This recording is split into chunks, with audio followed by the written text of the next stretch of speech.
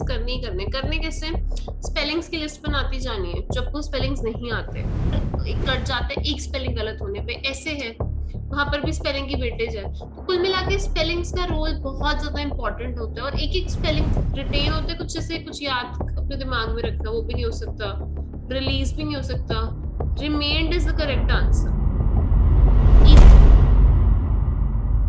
क्या आप writing module में बेहद कम स्कोर कर रहे हैं? क्या राइटिंग मॉड्यूल के कारण आप पीटी का एग्जाम बार बार दे रहे हैं? तो आपको देखनी होगी ये वीडियो टिल द एंड।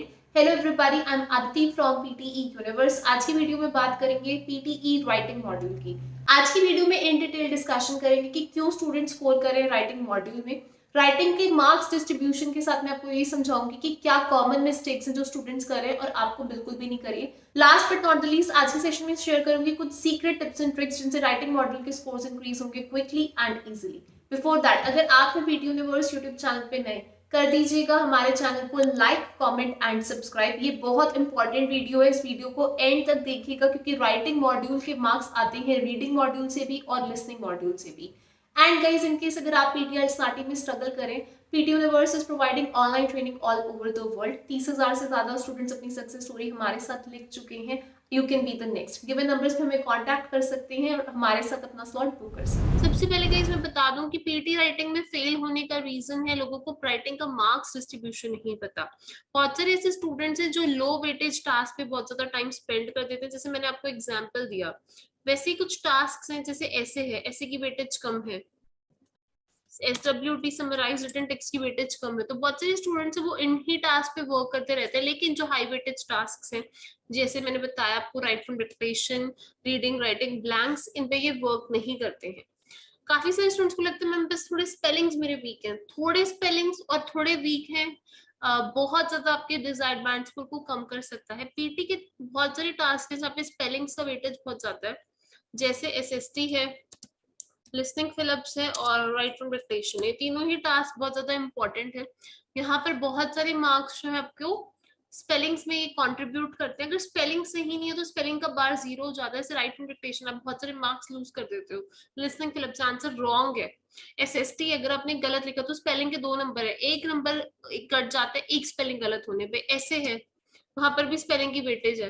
तो कुल मिला के स्पेलिंग्स का रोल बहुत ज्यादा इंपॉर्टेंट होता है, और एक एक स्पेलिंग पे आप एक एक नंबर लूज कर देते हो। जैसे मैंने आपको एग्जांपल दिया लिसनिंग फिलिप्स का, ऐसे का, समराइज स्पोकन टेक्स्ट का, राइट फ्रॉम डिक्टेशन में जैसे टेक्नोलॉजी है, टेक्नोलॉजीज था, तो वो भी गलत है, तो आप मार्क्स लूज करने लग जाते हो। सो पुअर स्पेलिंग से आपका राइटिंग बैंड स्कोर बहुत कम हो सकता है।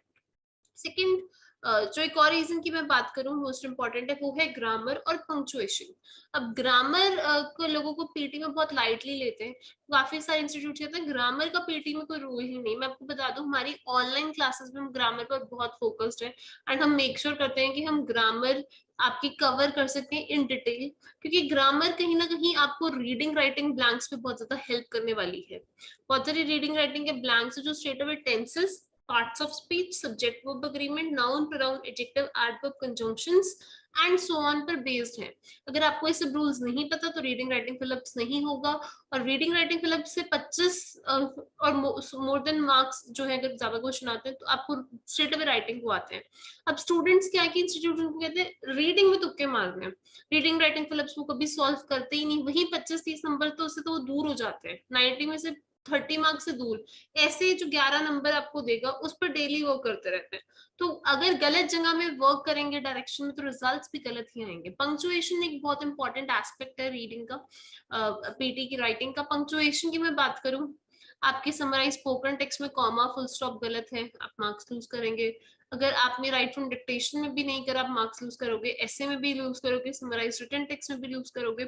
सो कुल मिला के जो है बहुत सारे टास्क हैं, लेकिन पंक्चुएशन का रोल हर जगह बहुत ज्यादा इंपॉर्टेंट है। कमिंग टू एक और रीजन जो है बहुत इंपॉर्टेंट है, बहुत सारे स्टूडेंट्स हैं उनको पता ही नहीं है कि राइट फ्रॉम डिक्टेशन की वेटेज क्या है। मैं आपको एक बार फिर रिवाइज करा देती हूँ अगर आपने मेरे पुराने सेशन नहीं देखे। आप एक राइट फ्रॉम डिक्टेशन मिस करते हैं, आप 8 ईच पीटी में नहीं ले पाएंगे, 2 मिस करी 7 ईच नहीं आ पाएंगे, तीनों राइट फ्रॉम डिक्टेशन मिस कर दी, आप हो सकता है 6 ईच पीपीटी में ना अचीव कर सके। और ये सब कब होता है, जब मेरी लिसनिंग मॉड्यूल में टाइम मैनेजमेंट पूरा है, क्योंकि पहला टास्क तो टाइम था, उसके बाद सारी टाइम मैनेजमेंट मुझे ही करनी है। तो ये एक मेजर रीजन है कि स्टूडेंट्स की मैनेजमेंट बुरी होती है। लिसनिंग वो एक्चुअली जो पहले वाले टास्क में बहुत आराम आराम से अच्छा टाइम स्पेंड करते हैं, प्रॉफिट होना वो लॉस बहुत ज्यादा हो जाता है, क्योंकि राइट फ्रॉम डिक्टेशन पूरी नहीं हो पाती। तो कुछ रीजन है गाइस, आपको फिगर आउट करने, कमेंट बिलो करने, आपका क्या रीजन है कि आप राइटिंग में फेल कर रहे हैं। ਪ੍ਰੈਕਟਿਸ ਐਂਡ ਗਾਈਡੈਂਸ ਲਾਈਕ ਪਹਿਲਾਂ ਵੀ ਮੈਂ ਪ੍ਰੈਕਟਿਸ ਕੀਤੀ ਸੀਗੀ ਬਟ ਗਾਈਡੈਂਸ ਪ੍ਰੋਪਰ ਨਹੀਂ ਸੀਗੀ ਲਾਈਕ ਉਦੋਂ ਕੋਈ ਗਲਤੀਆਂ ਪੁਆਇੰਟ ਆਊਟ ਕਰਨ ਵਾਲਾ ਨਹੀਂ ਸੀਗਾ ਮੈਂ ਜਸਟ ਆਪਣੇ ਆਪ ਪ੍ਰੈਕਟਿਸ ਕਰਦੀ ਸੀਗੀ ਐਂਡ ਆਪਣੇ ਆਪ ਜੋ ਸਕੋਰ ਆਉਂਦਾ ਸੀ ਬਸ ਉਸ ਬੇਸ ਤੇ ਫਿਰ ਮੈंने ਐਗਜ਼ਾਮ ਦਿੱਤਾ ਹੁਣ ਮੈਨੂੰ ਮਤਲਬ ਮੇਰੀਆਂ ਗਲਤੀਆਂ ਦੱਸ ਲਾਈਕ ਸਪੀਕਿੰਗ ਓਨੀ ਉਹਦਾ ਆਪਾਂ ਨਹੀਂ ਆਨਲਾਈਨ ਕਿਸੇ ਵੀ ਐਪ ਤੇ ਨਹੀਂ ਕਰ ਸਕਦੇ ਹੈਗੇ ਬਟ ਜਦ ਕੋਈ ਸੁਣਦਾ ਕੋਈ ਵੀ ਪਰਫੈਕਟ ਟੀਚਰ ਕੋਈ ਆਪਣੀ ਸੁਣਦਾ ਹੈਗਾ ਗਾ ਸਪੀਕਿੰਗ ਤਾਂ ਉਹ ਆਪਾਂ ਨੂੰ ਦੱਸਦਾ ਕਿ ਤੁਸੀਂ ਇੱਥੇ ਗਲਤੀ ਕਰ ਰਹੇ ਹੋ ਇਹ ਤੁਹਾਡੀ ਪ੍ਰੋਨਾਂਸੀਏਸ਼ਨ ਚ ਤੁਹਾਡੀ ਗਲਤੀ ਹੈਗੀ ਹੈਗੀ ਲਾਈਕ ਉਦੋਂ ਹੀ ਮੈਨੂੰ ਵੀ ਇੱਕ ਪ੍ਰॉपर गाइडेंस मिली जिसਦੇ ਨਾਲ कि मेरे 7 ईच आई है। कुछ ऐसे भी स्टूडेंट्स हैं गाइस जिनको पता नहीं है कि उनकी गलती कहाँ हो रही है, तो प्लीज अगर आप पीटी की प्रिपरेशन करें, मेक श्योर करें आप प्रॉपरली ये समझ सकें आपकी गलती कहाँ है, क्योंकि ये एग्जाम ऐसा है कि आप एक अटेम्प्ट में क्लियर कर सकते हैं अगर आप एक अच्छी गाइडेंस के साथ प्रिपेयर करेंगे। नाउ कमिंग टू राइटिंग के मार्क्स की डिस्ट्रीब्यूशन, क्योंकि ये अगर आपने समझ लिया, आई थिंक 99% आपको समझ आ जाएगा आपको वर्क कहाँ करना है। अब वर्क करना समझ आ गया, आपने वर्क करना है इस डायरेक्शन में। इसके बाद आपने अपनी गलतियां समझनी है, वो आपको ट्रेनर बताएगा चाहिए आपकी गलतियां, फिर उन गलतियों पे मैं वर्क करूंगी, फिर से मैं ट्रेनर के पास जाऊंगी, फिर ट्रेनर बताएगा कहाँ गलती है, फिर मैं वर्क करूंगी, और इस तरीके से इंटेंसिव जब प्रिपरेशन होगी, इंटेंसिव वर्क होगा, स्कोर अपने आप आएगा। Coming to writing marks distribution, so writing में सबसे ज्यादा अगर मेरे को, जैसे मेरा टारगेट है 7 ईच 6 ईच 8 ईच 9 ईच, मेरे 90 आउट ऑफ 90 है राइटिंग में, so I got 9 bands and 90 out of 90, एक भी नंबर मैंने लूज नहीं करा। रीजन बीइंग मुझे पता था प्रिपेयर कैसे करना है। सबसे पहले मैं आपको बता दूं, राइट फ्रॉम डिक्टेशन है, यहाँ पे डेली में लिखते जा रही हूँ, 50 to 60 क्वेश्चंस करने ही करने कैसे, स्पेलिंग्स की लिस्ट बनाती जानी है जब आपको स्पेलिंग्स नहीं आते। रीडिंग मैंने भी वीडियोस निकाली हैं जिसमें मैंने राइट फ्रॉम डिक्टेशन की कॉमन स्पेलिंग्स कवर कर दी हैं, देखो उसको चैनल पे जाके। Reading and writing fill-ups and daily 25 to 30 questions करने ही करने हैं। समराइज स्पोकन टेक्स्ट ऑल्टरनेटिवली कर लीजिए 2 से 3 क्वेश्चन। ऐसे है 11 नंबर का ही है, सो ऐसे को आप ऑल्टरनेटिवली टाइप कर सकते हैं, फाइन। और आप एक ऐसे भी टाइप कर सकते हैं, अगर आपकी टाइपिंग स्किल्स बहुत पुअर है तो एक ऐसे आप डेली बेसिस पे टाइप कर सकते हैं। समराइज रिटन टेक्स्ट भी टेक्निक समझ लीजिए, एक क्वेश्चन डेली बेस पे कर सकते हैं, 1 से 2 क्वेश्चन ऑल्टरनेटिवली। लिसनिंग फिलअप के 5 to 6 क्वेश्चन आप डेली कर सकते हैं। एंड बस आपको मेक श्योर करना है आप सबसे ज्यादा right from dictation, reading, writing fill-ups, मैं लिसनिंग फिलअप्स पे भी बच्चों को बहुत वर्क करने के लिए कहती हूँ क्योंकि इजी टास्क है, और समराइज स्पोकन टेक्स्ट, बाकी ऐसे एस डब्ल्यू टी है, तो उसी वेटेज को ध्यान में रखिए, ज्यादा effort right from dictation, reading, writing fill up पे अपना दीजिए मैक्सिमम, और रीडिंग राइटिंग फिलअप्स को तुक्के मत मारिए, मेरी रीडिंग की प्लेलिस्ट है वो आपको बहुत हेल्प करने वाली है, नहीं तो हमारे ऑनलाइन ट्रेनिंग प्रोग्राम को ज्वाइन कीजिए एंड आई थिंक आपको आपकी सक्सेस मेरे साथ जरूर मिलेगी। Now coming to the task wise मैं आपको कुछ कॉमन गलतियां बता रही हूँ, क्योंकि मेरे को लगता है कि बहुत सारे मैंने ऐसे स्टूडेंट्स देखे हैं कि मैम ये टेम्पलेट चेक करो ऐसे का, तो आई एम लाइक कि अच्छा template is okay ma'am, right ma'am 90 scoring, मेरे फ्रेंड के 90 आए इस टेम्पलेट से, मेरे नहीं आई। सबसे पहले बता दूं ऐसे 90 मार्क्स का है ही नहीं, काफी स्टूडेंट्स इसको आयल समझ बैठे हैं कि पीटी है, यहाँ पर ऐसे की वेटेज ही कम है, 11 नंबर का ऐसे छोड़ भी दोगे और बाकी सब 110% करेक्ट है, you can get 8 band 79 out of 90। सो समझना जरूरी है कि क्या इंपॉर्टेंट है क्या नहीं है, उसी अकॉर्डिंग वर्क करना और भी ज्यादा जरूरी है।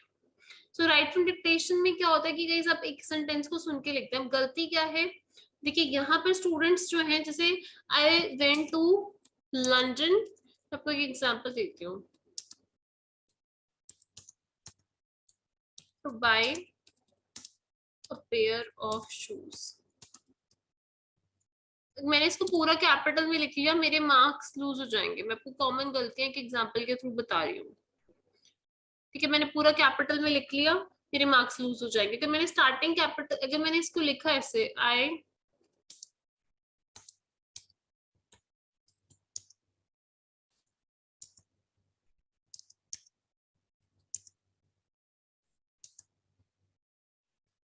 तो ये भी गलत है, यहाँ पे पंक्चुएशन गलत होगी। मुझे स्टार्ट करना है एक तो कैपिटल लेटर से, देखिए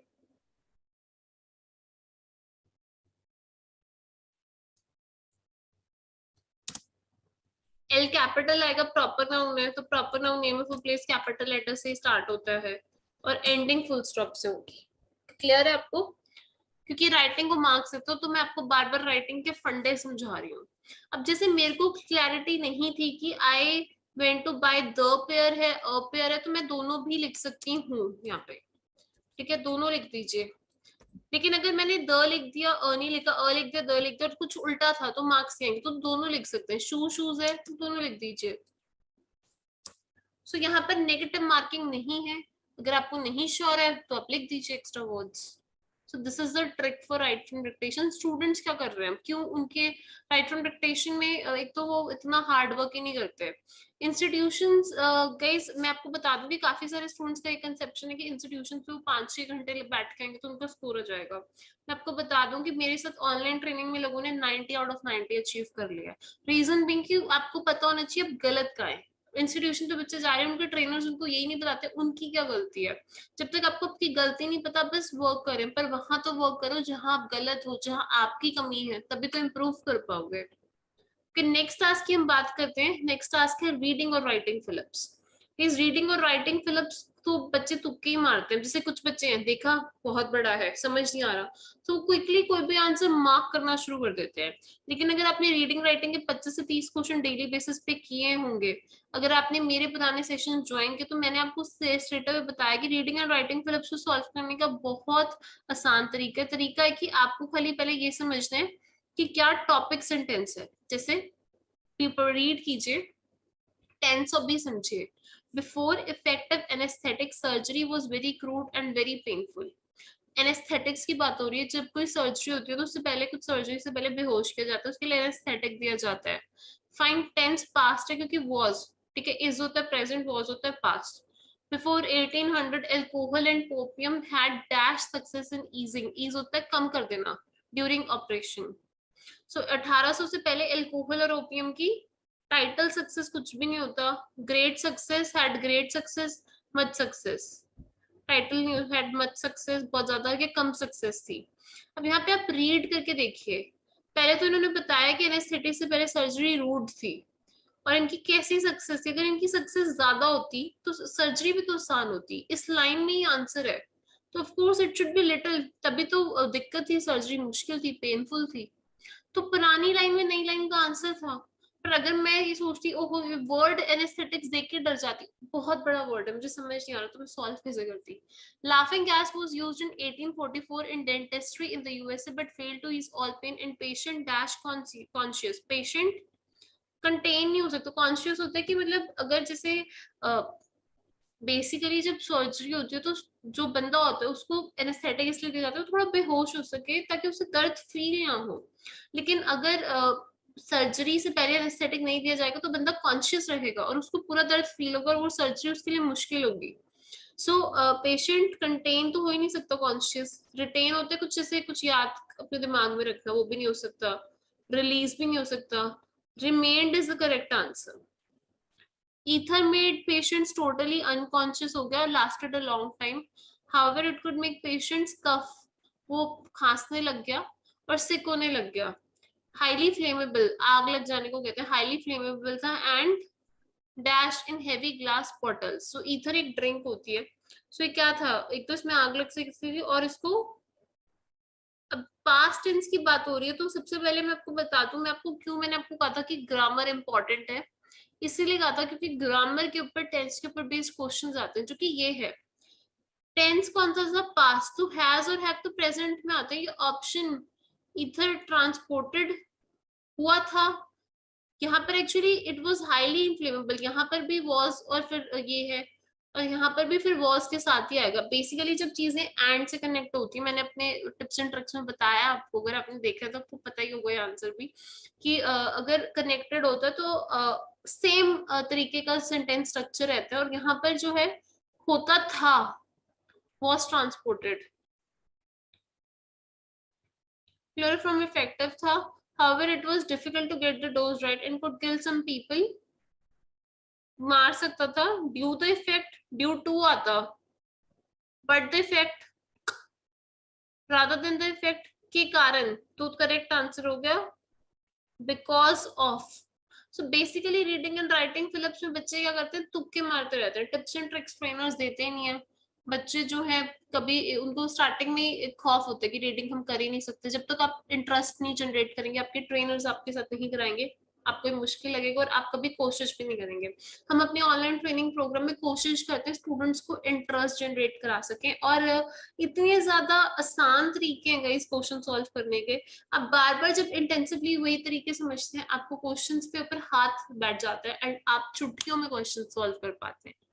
नेक्स्ट टास्क है समराइज स्पोकन टेक्स्ट। यहाँ पर क्या है कि कई स्टूडेंट्स ना इतने कंफ्यूज्ड हैं समराइज रिटन टेक्स्ट और समराइज स्पोकन टेक्स्ट को लेकर, उनको लगता है कि दोनों सेम है। काफी लोग तो इसमें एक ही सेंटेंस लिख रहे हैं, काफी लोग पूरी एंड समरी कैपिटल लेटर्स में लिख रहे हैं, तो काफी लोग वर्ड लिमिट ही नहीं जानते। मैं आपको बता देती हूँ कि वर्ड लिमिट 50 to 70 है, ये लिसनिंग का टास्क है और यहाँ लेक्चर को सुन के लिखना है, ठीक है। तो इसमें कोई ऐसा नहीं है कि आपको एक ही सेंटेंस लिखना है, प्लीज इंस्ट्रक्शंस तो एटलीस्ट रीड कीजिए केयरफुली। और यहाँ पर एक चीज है कि आप टेम्पलेट यूज कर सकते हैं, कोई कमी नहीं है टेम्पलेट में। आपका टेम्पलेट ग्रामेटिकली सही होना चाहिए। बच्चे टेम्पलेट्स यूज करें, टोटली रॉन्ग है टेम्पलेट्स, उनको यही नहीं पता अच्छा कहाँ पर फ्रेज इंसर्ट होता है, कहाँ कीवर्ड इंसर्ट होता है, टेम्पलेट को यूज कैसे करते हैं, and that is the reason students बहुत लो स्कोर कर रहे हैं। आप ये भी समझिएगा कि ग्रामर यहाँ इंपॉर्टेंट है, 2 नंबर ग्रामर के, तो स्पेलिंग्स भी इंपॉर्टेंट है, 2 नंबर है, वोकैबुलरी भी इंपॉर्टेंट है, वर्ड लिमिट भी इंपॉर्टेंट है। तो सारे फैक्टर्स को जो है आपको मैक्सिमाइज करना है for higher band score. Content भी इंपॉर्टेंट है, तो ऐसे टेम्पलेट्स भी मत यूज कीजिएगा जहाँ कंटेंट का स्कोप ही ना हो। Okay, last but not the least summarise written text की मैं बात कर लूँ। यहाँ पे ये वो टास्क है जहाँ पे एक सेंटेंस लिखना, तो यहाँ पे स्टूडेंट्स 2-2 3-3 फुल स्टॉप यूज कर रहे हैं। 1 सेंटेंस मीन्स 1 फुल स्टॉप, और यहाँ वर्ड लिमिट है 5 to 75, तो कुछ लोग 75 से ऊपर भी आंसर लिख रहे हैं। सो वर्ड लिमिट क्या है, 5 to 75। सो मेक श्योर करें वर्ड लिमिट को फॉलो करें, एक आप फुल स्टॉप यूज करें, और यहाँ पे टेक्निक का भी इस्तेमाल करें, तो टेक्निक सही हो आपकी, खुद के आइडियाज इंक्लूड ना करें। लास्ट ऐसे की अगर मैं बात करूं तो स्टूडेंट्स का इस अभी भी यही मानते हैं कि ऐसे के वो टेम्पलेट को रट लेंगे तो स्कोर आ जाएगा राइटिंग में, ऐसा कुछ भी नहीं है। मुझे बहुत से स्टूडेंट्स पिंग करते हैं मैं मेरे टेम्पलेट चेक कर दूं, ओके, बट टेम्पलेट एक स्ट्रक्चर होता है, टेम्पलेट को यूज करना आपको आना चाहिए, उसको समझना बहुत जरूरी है, चाहे वो राइटिंग का टास्क है, रीडिंग का है, लिसनिंग का है, स्पीकिंग का है, हर एक टास्क के टिप्स एंड ट्रिक्स है, उनको अप्लाई करना आना चाहिए। खाली टिप्स एंड ट्रिक्स से काम नहीं चलेगा, रियल एग्जाम क्वेश्चन आप सॉल्व कर पा रहे हैं नहीं कर पा रहे, ऐसे में कुछ स्टूडेंट्स तो टाइप भी नहीं कर पा रहे हैं 20 मिनट्स में, तो कुछ स्टूडेंट्स के टेम्पलेट्स रॉन्ग है, तो कुछ स्टूडेंट्स को यही नहीं पता कि टेम्पलेट्स खाली से बात नहीं बनेगी, आपको टेम्पलेट्स को यूज करना आना चाहिए। So guys, before I and this video, मैंने आपके साथ सारी टिप्स ट्रिक्स शेयर कर दी हैं। अब आपको एक प्रैक्टिस प्लान फॉलो करना है। समराइज रिटन टेक्स्ट ऐसे आप डेली एक टाइप कर सकते हैं। वंस आपके टाइपिंग के स्किल्स इंप्रूव हो गए हैं तो आप इनको ऑल्टरनेटिव भी टाइप कर सकते हैं। Reading writing fill in the blanks, daily 20 to 25 questions आपको प्रैक्टिस करने हैं। समराइज स्पोकन टेक्स्ट 1 से 2 क्वेश्चन प्रैक्टिस करने हैं।